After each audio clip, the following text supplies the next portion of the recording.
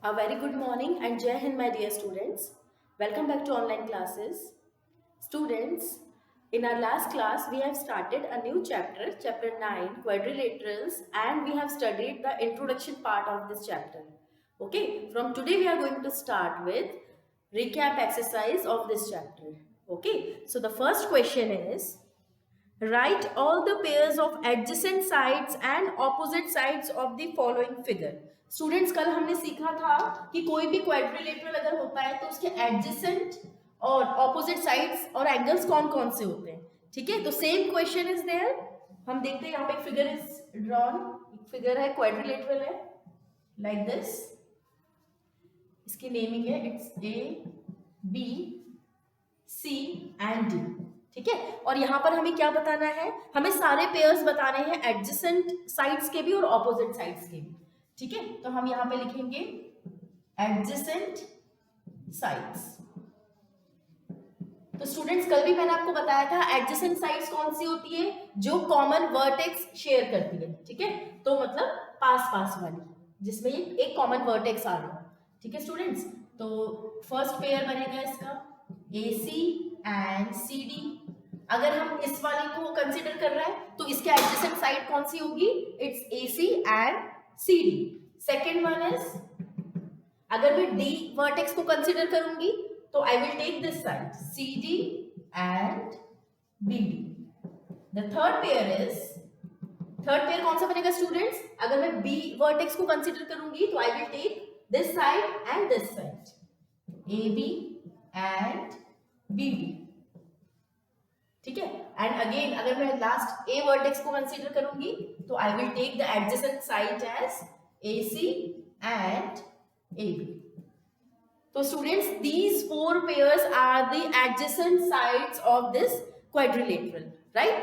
Now the second part is we have to write the pair of opposite sides also. ठीक है, तो second हम लिखेंगे opposite sides. ठीक है, ऑपोजिट साइड्स कौन सी होगी, कल भी मैंने समझाया था, जो आमने सामने होती है, like this AC and BD are the opposite sides, AC and BD. The second pair is AC and BD are the opposite sides. ये हमने ले लिया, अब बची ये वाली और ये वाली, तो I will take AB and CD. ठीक है, तो ये ऑपोजिट साइड्स हैं और ये एडजेसेंट साइड्स हैं. ठीक है, now will move on to question number second. Question number second is, which of the following groups of angles can be four angles of a quadrilateral? एक क्वाड्रिलेटरल के कौन से ये पेयर्स ऑफ एंगल्स हो सकते हैं. तो students, this question is based on angle sum property. ठीक है स्टूडेंट्स, कल मैंने आपको लास्ट में एक एंगल सम प्रॉपर्टी बताई थी, उसमें हमने ये सीखा था कि कोई भी क्वाड्रिलेटरल की चारों एंगल्स का सम 360 डिग्रीज होता है. ठीक है, तो same property we will use here. Question is, we have to check a part here. The first angle is 95 degrees. Students, मैं आपको एक पार्ट कराऊंगी, बाकी दो parts B and C part you will do by your own. ठीक है, second is 98 degrees, third is 102 degrees and fourth is 75 degrees. ये चारों एंगल्स दिए हैं स्टूडेंट्स. ठीक है, तो first by using angle sum property. ठीक है, we will use angle sum property here and we will check whether the sum of all these four angles is equal to 360 degrees or not. अगर इन सबका सम 360 आता है then this quadrilateral is possible, और अगर नहीं आएगा students then this quadrilateral is not possible. ठीक है, 360 आना चाहिए इन सबका सम. तो what we will do, we will add all these angles. ठीक है, डिग्रीज लगाने की जरूरत नहीं है, हम इन सबका सम करेंगे students. So the sum is 370 degrees. ठीक है, 360 नहीं आया, so 370 degrees is greater than 360 degree. 360 से तो ज्यादा आ गया, that means this quadrilateral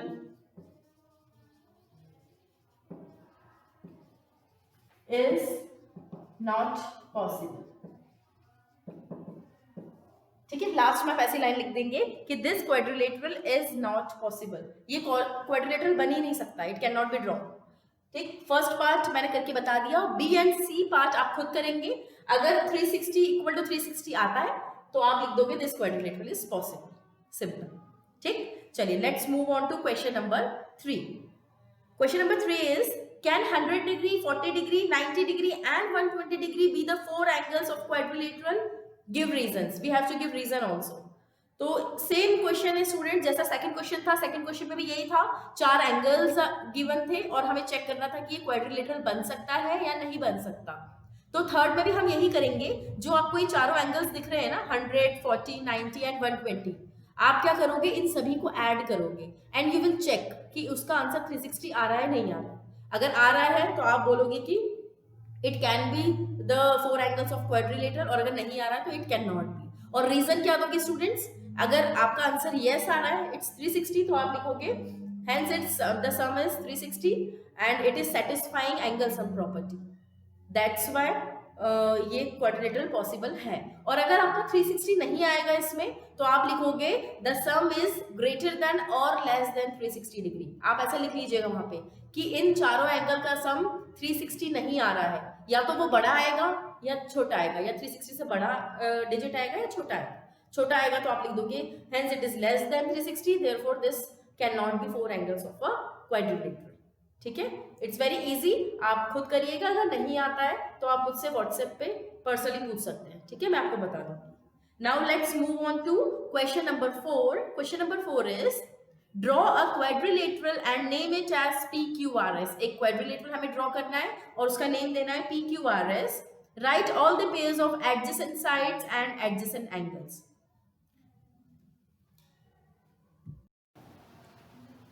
तो स्टूडेंट्स हम स्टार्ट करते हैं question number 4। Question number 4 is हमें एक क्वाड्रिलेटरल ड्रॉ करना है PQRS, तो आप एक क्वाड्रिलेटरल ड्रॉ कर लीजिए PQRS। ठीक है, अब इसमें हमें क्या बताना है, we have to write the pairs of adjacent sides and adjacent angles. तो हम यहां पे लिखेंगे एडजेसेंट साइड्स, यहां पे एडजेसेंट साइड्स लिखेंगे और यहां पर adjacent angles we will write. ठीक है, एक तरफ एडजेसेंट साइड्स, एक तरफ एडजेसेंट एंगल्स। तो साइड्स कौन कौन सी होगी, एडजेसेंट मैंने पहले भी समझाया है, PQ and QR, this and this, then this and this, second QR and SR, this and this. Now third will be SR and PS and SR, and similarly fourth will be PQ and PS. ये चारों हमारे adjacent student sides हो गए, these are the adjacent sides. अब adjacent angles कौन से होंगे, adjacent angles will be जो कॉमन आर्म शेयर कर, कॉमन साइड है जिसमें, दैट मीन्स पास पास वाले P और Q, angle P and angle Q।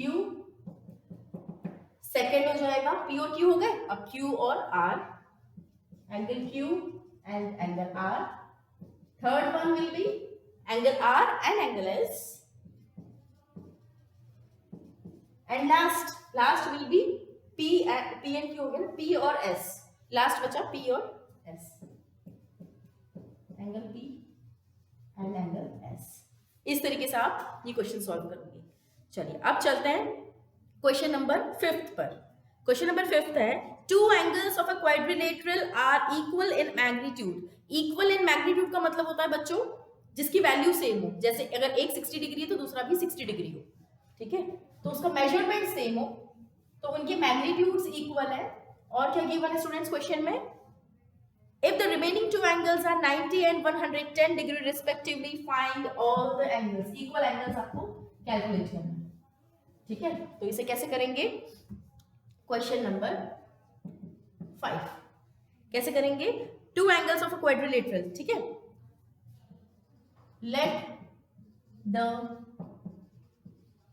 measure of equal angles be x degrees. हम मान लेते हैं कि जो वो इक्वल एंगल है वो x है, उसकी वैल्यू x है because we don't know the value. If the remaining two angles, हमें पता है स्टूडेंट्स कि एक क्वाड्रिलेटरल में 4 एंगल्स होंगे, 2 तो इक्वल है वो हमने x मान लिया, रेस्ट कितने दिए हुए, remaining angles are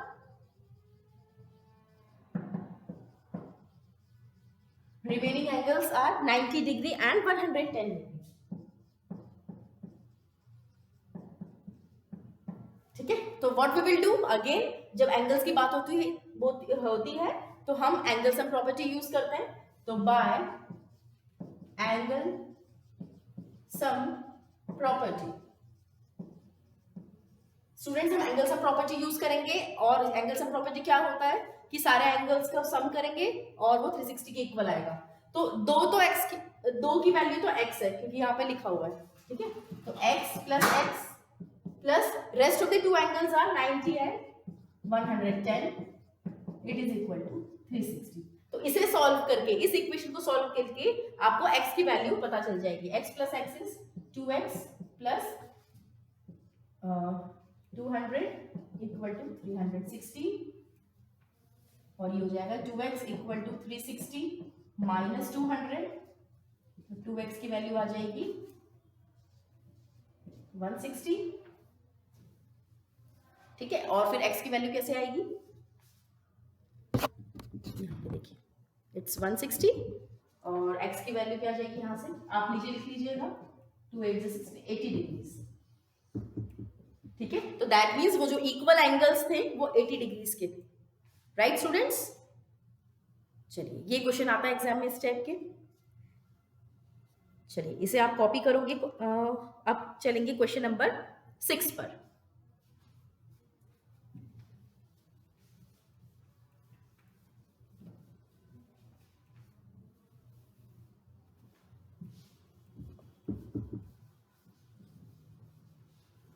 What is question number 6? 4 angles of a quadrilateral are in the ratio 2:3:5:8। किसी भी क्वाड्रिलेटरल के 4 एंगल्स का ratio is given, we have to find out each angle. तो हम जब भी रेशियो गिवन होता है तो हम एक कॉमन नंबर मान लेते हैं। लेट द कॉमन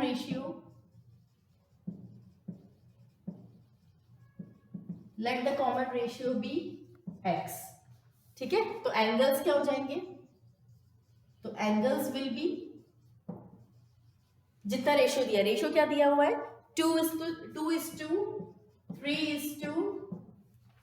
3 5 and 8 5, ठीक है। सब में x लगा दिया क्योंकि सबका रेशियो गिवन था, हमने कॉमन रेशियो x मान लिया था। Now by using angle sum property, हम यहाँ पे again angle sum property use करते हैं। तो इन सभी को ऐड कर देंगे students, 2x 3x 5x and 8x।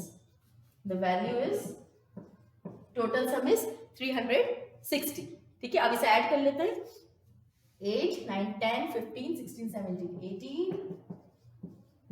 तो x की वैल्यू हो जाएगी 360 अपॉन 18, 18 2 20, मतलब x की वैल्यू आ गई 20।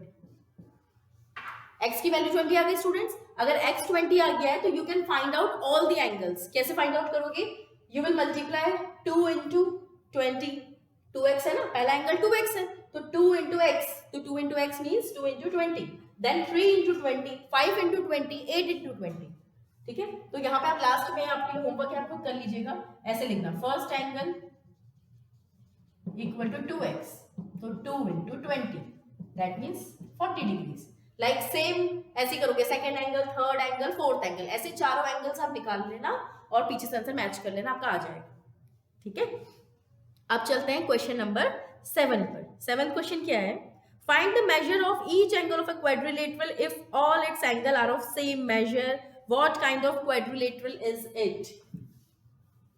देखो इसमें क्या बोला है स्टूडेंट्स कि एक क्वाड्रिलेटरल के चारों एंगल्स का मेजर इक्वल, ठीक है। इसके पिछले वाले क्वेश्चन में 2 एंगल्स इक्वल दिए थे ना, यहां पर ये गिवन है कि चारों एंगल्स इक्वल है, so you have to find out the measure of each angle, ठीक है। तो हम मान लेते हैं this is 7th question, let the measure of let the measure of each angle, हम मान लेते हैं measure of each angle be x degrees, x मान लेते हैं इनका measurement, ठीक है। and now again तो अगर एक x है दूसरा भी x तीसरा भी x सारे x हो गए, तो by angle sum property, मैं शॉर्ट में लिख रही हूँ, आप इसे पूरा लिख लीजिएगा angle sum property, तो हम लिख सकते हैं x plus x plus x plus x, ऐसे 4 टाइम्स लिख देंगे क्योंकि 4 एंगल्स हैं, इक्वल टू 360, तो ये हो जाएगा 4x equal to 360, x equal to 360 upon 4, x की वैल्यू आ गई 90, और अगर एक 90 है तो सारे 90 है। अब स्टूडेंट्स आपको ये खुद सोचना है कि किस टाइप का क्वाड्रिलेटरल होगा। यू ऑल नो कि क्वाड्रिलेटरल की फैमिली में 2 क्वाड्रिलेटरल्स ऐसे होते हैं जिसमें सारे एंगल्स 90 डिग्री होते हैं, ठीक है।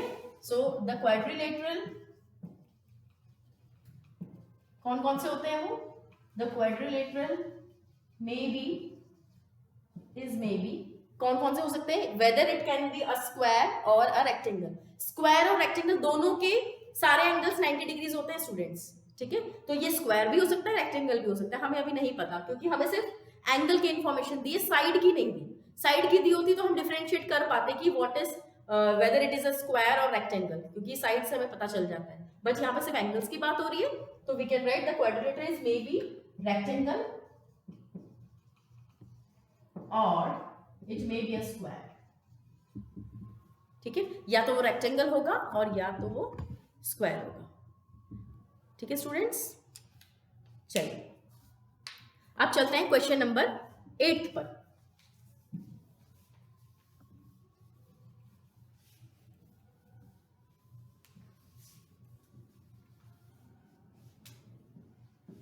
क्वेश्चन नंबर 8 में क्या दिया हुआ है, 3 angles of a quadrilateral are 130, 88 and 67 degree. Find the fourth angle. आपको एक quadrilateral की 3 angles given है और बचा हुआ एक एंगल निकालना है। इट्स वेरी इजी, 4 में से 3 पता है, एक कैलकुलेट करना है। तो गिवन एंगल्स आर, कौन कौन से एंगल्स गिवन है, 130, 88 एंड तीसरा कौन सा एंगल है, इट्स 67 डिग्रीज। तो हमको फोर्थ नहीं पता ना, तो हम फोर्थ को x मान लेते हैं। let the fourth angle be x degrees, ठीक है। तो हम अगेन ASP यूज करेंगे बाय, आप पूरा लिखोगे स्टूडेंट्स, सिर्फ ASP मत लिखना, ये मैं लिख रही हूँ, you will write in full form. तो by ASP we can write 130 plus 88 plus 67 plus x is equal to 360, ठीक है। अब इसे ऐड कर लेते हैं।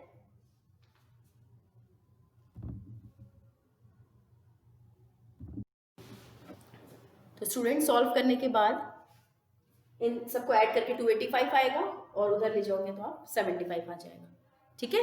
So the value of unknown angles, that means the fourth angle is it's 75 degrees.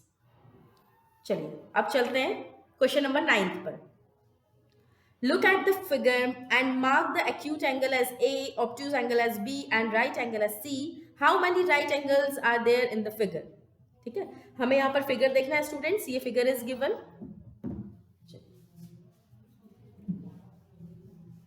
Students ये last के 2 क्वेश्चंस को आप खुद करोगे होमवर्क में, मैं बस आपको बता रही हूँ कि आप कैसे करोगे, ठीक है। You will do by your own, मैं सिर्फ आपको एक हिंट दे रही हूँ। ये 9th क्वेश्चन है ना, इसमें एक फिगर गिवन है, ठीक है, इस टाइप का फिगर है, इट्स ABCD 90 डिग्री, ठीक है। और हमें यहाँ पर क्या करना है स्टूडेंट्स, एक्यूट एंगल को A से मार्क करना है। तो आप लोगों को पता होना चाहिए कि एक्यूट एंगल कौन से होते हैं, जो 90 से छोटे होते हैं वो एक्यूट एंगल होते हैं। तो ये एक्यूट एंगल को A से मार्क करना है। ये एक्यूट दिख रहा है ना, क्योंकि ये ऐसा है इस टाइप से 90 से छोटा दिख रहा है, तो this will be marked as A। Then you have to mark obtuse angle as B। तो ऑब्ट्यूज कैसा होता है, जो 90 और 180 के बीच में लाई करता है, दैट मींस दिस एंगल, ये B हो गया।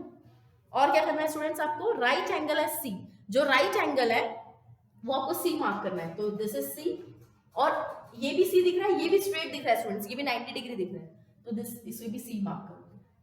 बस ऐसे आप ड्रॉ कर लेना और मार्क कर लेना, ठीक है। Now question number 10, question number 10 is mark the figures which are quadrilaterals. आपको ये फिगर ड्रॉ करना है और बताना कि कौन कौन से क्वाड्रिलेटरल है। तो आप नंबर ऑफ साइड्स काउंट कर लोगे, 4 साइड्स हैं तो वो क्वाड्रिलेटरल है। तो आप ए बी सी डी ई तीनों चारों पांचों पार्ट्स आप खुद करिए, ठीक है। तो students that's all for today. आप ये रिकैप एक्सरसाइज कॉपी में कंप्लीट करोगे और नेक्स्ट क्लास में हम आगे क्लासिफिकेशन ऑफ क्वाड्रिलेटरल्स पढ़ेंगे, ठीक है। तो okay, thank you, that's all for today.